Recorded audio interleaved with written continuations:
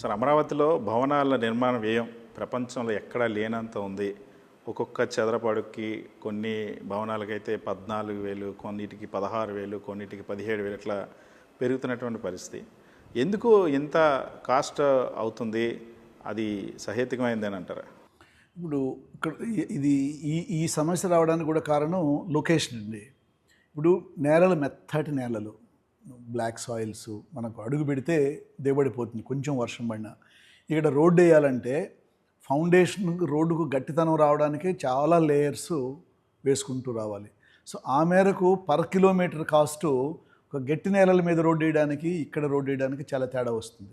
ఎన్ని రెట్లు తేడా వస్తుందా, అది 4 రెట్ల 5 రెట్ల అనేది సబ్జెక్టు ఇది. కానీ బట్ బయట మామూలు నేలల మీద వేసేటువంటి రోడ్డుకి ఇక్కడ వేసే రోడ్డుకి కొన్ని రెట్లు అదనంగా ఖర్చు అవుతుంది అనేది అక్కడికి పోయి చూస్తేనే తెలిసిపోతుంది.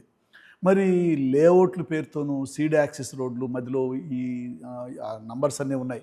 వీటన్నిటికి వేసేటప్పటికి తడిసి మోపిడి అవుతుందంటారే, ఆ విధంగా విపరీతంగా ఖర్చు పెరిగిపోతూ ఉంది. దానితో ఏంటి, ప్రపంచ స్థాయి రాజధాని అనే పేరుతో అన్ని నెట్వర్క్స్ అండర్ గ్రౌండ్లో వేయాలి. సో అండర్ గ్రౌండ్లో వేయడంతో నీకు ఇంకా ఈ కాస్ట్ అంతా పెరిగిపోతుంటుంది. So because of the nature of the soil. Second, ఈ 1+1 తాత్కాలిక సెక్రటేరియట్ కట్టేటప్పటికే మీరు 100 అడుగులు 120 అడుగులు ఫౌండేషన్కి వెళ్ళినారనేది ఆ రోజుల్లో మనకు వచ్చింది. ఇంత ఫౌండేషన్ ఏంటి, 100 అడుగులు ఫౌండేషన్ అంటే ఏంటని?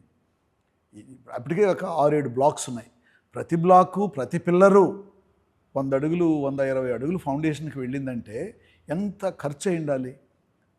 అది మరి అప్పుడే ఏదో కొంచెం పర్మనెంట్గా కట్టేసుకొని ఉంటే ఈ అదనపు ఖర్చు అయి ఉండదు.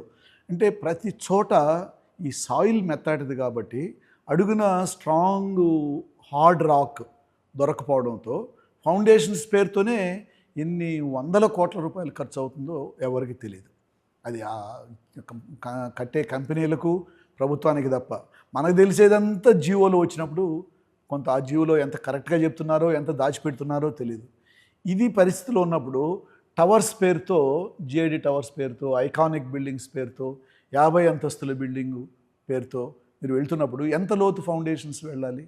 ప్రతి పిల్లరు ఈరోజు ఉన్న సమాచారం ప్రకారం ఇదే. కానీ నాకు ఒక ఆర్కిటెక్ట్ ఫ్రెండు, అతనుకున్న కొంత అవగాహన మేరకు అతను నాతో మాట్లాడింది. కానీ 200 అడుగుల వరకు వెళితే కూడా గట్టి ఫౌండేషన్స్ దొరకడం కష్టంగానే ఉంది అని ఆయన ఒక రీసెర్చ్ పేపరే రాసినాడు. అది పబ్లిష్ కాలేదు, ఇంకా పబ్లిష్ అయితే బయట పెట్టవచ్చు మనం.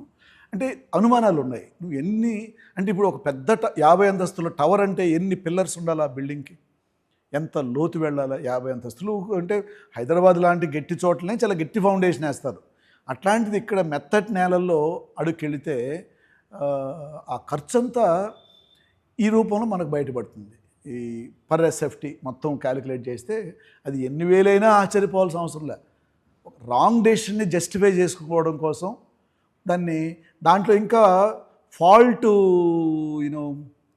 డెవలప్మెంట్ మోడల్, నేను ఐకానిక్ బిల్డింగ్స్ కడతాను. ఎవరికి కావాలి నీ ఐకానిక్ బిల్డింగ్స్? తెలంగాణ సెక్రటేరియట్ మాత్రం కట్టుకుంటే మనకు సరిపోదా? 10 లక్షల చదరపు అడుగులు. అట్లాంటిది ఇంకొకటి కట్టండి, ఇంకొక 10 లక్షల చదరపు అడుగుతా అన్నీ వచ్చేస్తాయి. 50 అంతస్తుల బిల్డింగ్ ఏంటండి? దానికి మెయింటెనెన్స్ ఎంత, ఫౌండేషన్స్ ఎంత, తర్వాత దానికి లిఫ్ట్లు. ఈ మధ్యలో విన్నాం వాటికి అద్దాలకు వాటికి ఇటుకంటూనే 2,400 కోట్లు. అంటే ఇక్కడ అంతకుముందు ఒకసారి నేను విన్నాను, లిఫ్ట్లు, ఫైర్ సేఫ్టీ ఇంకొక దాని పేరుతో. అంటే బిల్డింగ్ కాస్ట్ ఒకటి, ఇవన్నీ అదనంగా ఇంక భవిష్యత్తులో ఇంకెన్ని అదనంగా యాడ్ అవుతాయో అన్నీ కంబైన్ చేసినప్పుడు ఎస్ఎఫ్టీకి ఈ విధంగా అయితే అనవసరమైనటువంటి ఖర్చు కదా. ఒక రాంగ్ సెలక్షన్ని జస్టిఫై చేసుకోవడానికి ఒక నాయకుడు నేను ఏదో అద్భుతం చేస్తున్నానని బిల్డింగ్లు చూపించుకోవడం, ఇవన్నీ కట్టడాలే కదా, బిల్డింగ్లే కదా, అందులో ఏం జరుగుతుంది? గవర్నమెంట్ ఆఫీసులు ఏమి, గవర్నమెంట్ ఉద్యోగస్తులు ఏమి అద్భుతాలు సృష్టిస్తారు అక్కడ కూర్చొని? ఆ బిల్డింగ్ కనిపిస్తూనే ఇదే ఆహా ఓహో అనుకుంటారా రాజధాని? నీకు పరిపాలన ఎట్లా జరుగుతూ ఉందో కదా ముఖ్యం. పరిపాలన ఎట్లా ఉండాలి అంటే నువ్వు ఏ విధంగా నీ ఉద్యోగస్తులు పనిచేస్తున్నారు అనేది ముఖ్యం కాకుండా నువ్వు భవనాలని అద్దాలని చూపించుకొని, తళుకులు చూపించుకొని నాది ఆహా ఓహో రాజధాని అని చెప్పుకునేటువంటి ఒక దౌర్భాగ్యమైనటువంటి మానసిక స్థితి అండి అది. నేను అది చేసినాను ఇది చేసినాను చెప్పుకునే స్థితి. అది జస్టిఫై చేసుకోవడానికి ఇన్ని వేల కోట్ల రూపాయలు, ఇంత ఎస్ఎఫ్టీ ఖర్చులు, చివరికి రాష్ట్ర ప్రజల మీద బరువు. ఇది ఎక్కడికి దారి తీస్తుంది? ఇది ఎప్పుడు ఎండ్ అవుతుంది? లేదు. ఇంకెన్ని వేల కోట్లు ఖర్చు పెడితే దీనికి ఇది ఒక కొలికి వస్తుందో ఎవరికి. సార్ గతంలో ఒక మాస్టర్ ప్లాన్ ఇచ్చారు, నగరాలు అన్నారు, 9 రకాల సిటీస్ కడుతున్నామని అన్నారు. ఇప్పుడు ఏమయ్యా అవన్నీ జరుగుతూ ఉన్నాయా లేదా? మళ్ళీ ఇప్పుడు సెకండ్ ఫేజ్ ల్యాండ్ పూలింగ్. ఇప్పుడు మనకు ఫస్ట్ ఆ మాస్టర్ ప్లాన్ ఇచ్చినప్పుడు 9 సిటీస్ పేర్లతో ఒకదానికి ల్యాండ్ కూడా అలాట్ చేసినారు. సో 54,000 ఎకరాల్లో ఈ నవనగరాలకు కూడా ల్యాండ్ అలాట్ అయి ఉంది. లొకేషన్ కూడా దాదాపు చూపించినారు మనకి. ఇప్పుడు బేసిక్ అడ్మినిస్ట్రేటివ్ క్యాపిటల్ దగ్గరే ఆగి ఉన్నారు. సరే, మీరు ఇది పూర్తయిన తర్వాత అవి కడతారా అనేది ఒకటి మనం వెయిట్ చేయొచ్చు. ఇది జరగకుండానే కొత్తగా తీసుకొని పోయి 20,000 ఎకరాల్లో మళ్ళీ స్పోర్ట్స్ సిటీ కడతామంటూ చెప్తున్నారు. ఇక్కడ నేను ఫస్ట్లో ఇంతకుముందు అన్నాను చూడండి, ఆ జీవోలో ఆ మాట లేదు. మీరు గమనించాల్సింది ఏంటంటే ఈ భూములు తీసుకోవడానికి రైల్వే స్టేషను పర్పస్ జీవోలో చెప్పకుండా రైతులకి ఓరల్గా చెప్తున్నారు. స్మార్ట్ ఇండస్ట్రీస్ అంటే ఏంటి? స్మార్ట్ ఇండస్ట్రీస్ ఇక్కడ క్వాంటమ్ వ్యాలీ అనే ఒక దాన్ని పెడుతున్నారు కదా. మరి ఇంతకంటే స్మార్ట్ ఇండస్ట్రీ ఏంటి అంటే ఏదో ఒక పేరుతో, అంటే రిటర్న్గా కమిట్ కాకుండా, చూడండి ఇక్కడ మోసం ఎక్కడ చూడండి, ఆన్ పేపర్ కమిట్ కాకుండా పర్పస్ మాటల్లో చెప్పి అది చేస్తాం ఇది చేస్తాం మాకు కావాల్సిందే 20,000 ఎకరాలు. ఇప్పుడు ఎయిర్పోర్ట్ అంటున్నాను, సపరేట్గా మాట్లాడాలంటే దాని గురించి మళ్ళీ మాట్లాడదాం. సో ఈ నవనగరాలకు తీసుకున్న భూములు కూడా ఆ రోజుల్లో ఒక్కొక్క దానికి ఇంత అవసరమానే వచ్చింది. మీడియా సిటీ ఏంటండి? మీరు ఏం మీడియా సిటీ పెడతారండి? టీవీ ఛానల్స్, ప్రైవేట్ ఛానల్స్, ఎవరి స్టూడియో వాళ్ళకు ఉంది.